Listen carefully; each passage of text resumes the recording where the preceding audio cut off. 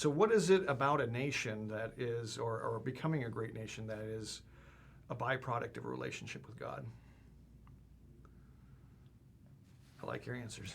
Yeah, well, in light of the answer I gave regarding family, which I think I might have actually been describing a nation as well, and I wonder if one family is the smaller manifestation of the nation.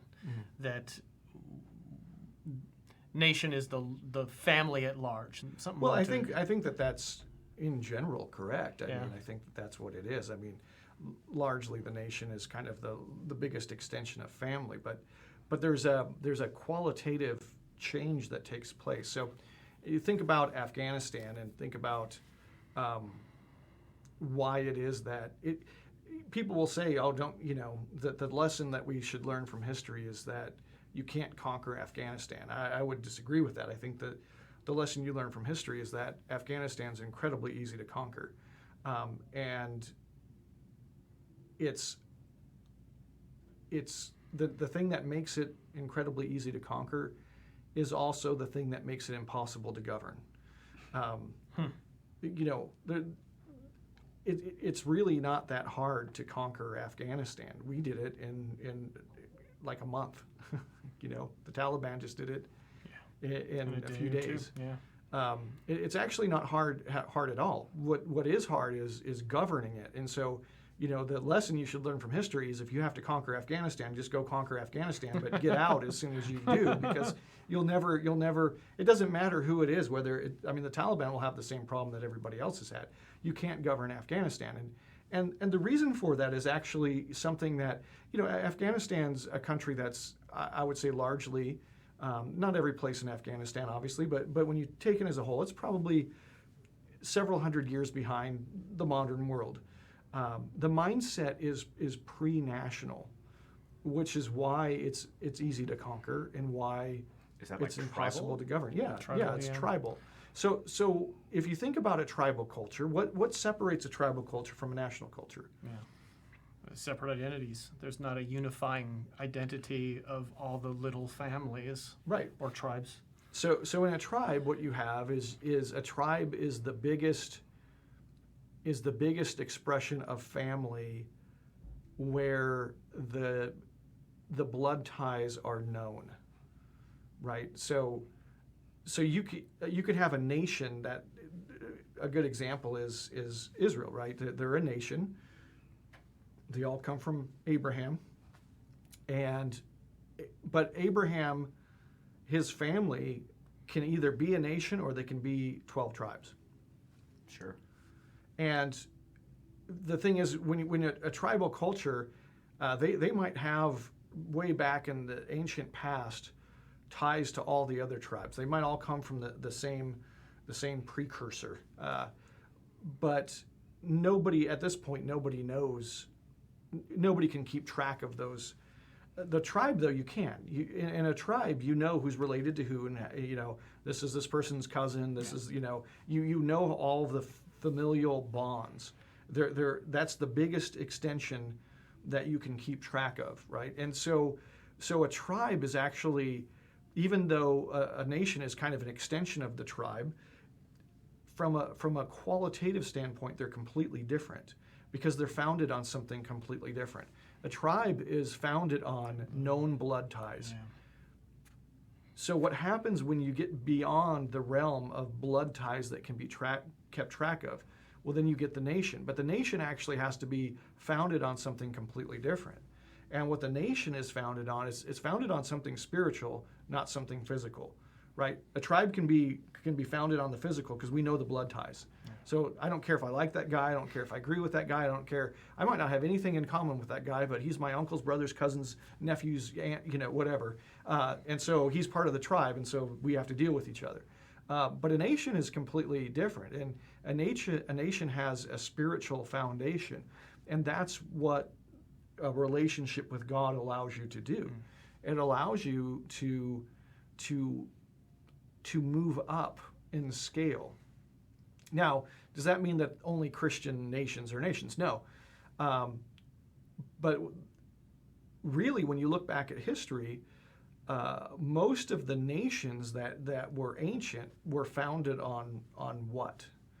If you look at the Egyptians, or you look at the Persians, the Babylonians, all these guys. Persians is a great example.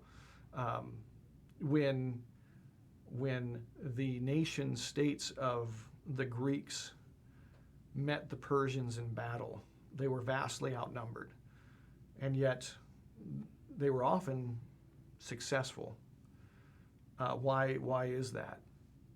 Do you guys know what I'm talking about? So I don't. So like I don't think so. Thermopylae, you've heard about the 300. There was a movie. I haven't actually seen There's yeah, okay. So there's You're talking about the national identity, the concept or principle that they all adhere to. right. So let's say that you're a Greek and you're going out to fight the Persians. They're invading. What are you fighting for? Who's making you fight? The Greek government. So how is the Greek government formed? What's the nature of the Greek government? I don't know. It's a democracy Right, it's democracy. So of sorts.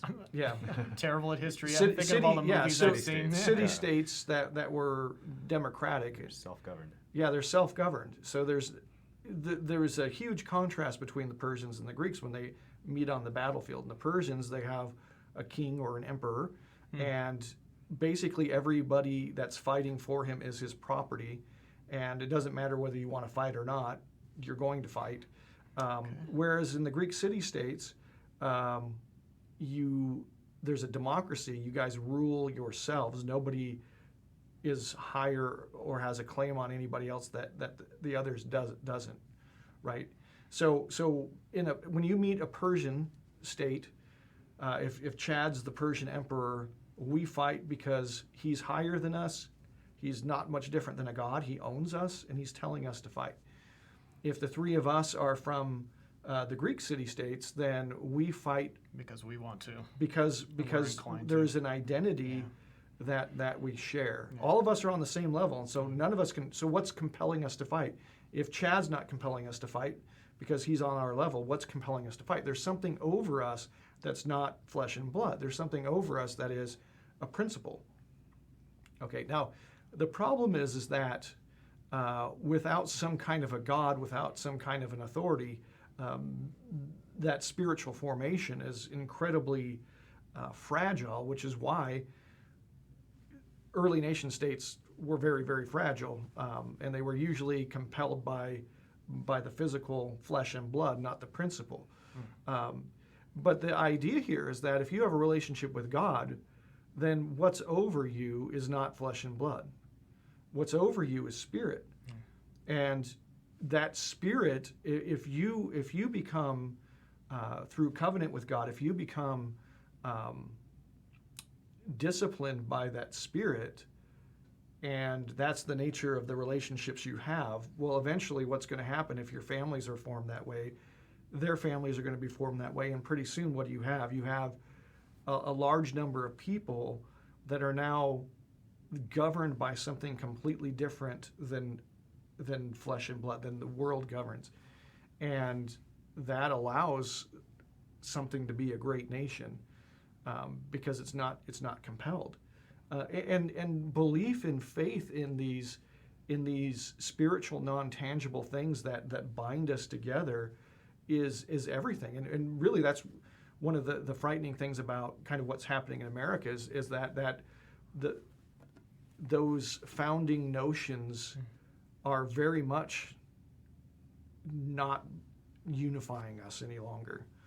The thing that kind of unifies us now is kind of location, geography, Sure. and that's a very weak form of unity that doesn't lead to being a great nation. And so I think that's a really important understanding for us to have, that again these things are natural consequences of a relationship with God.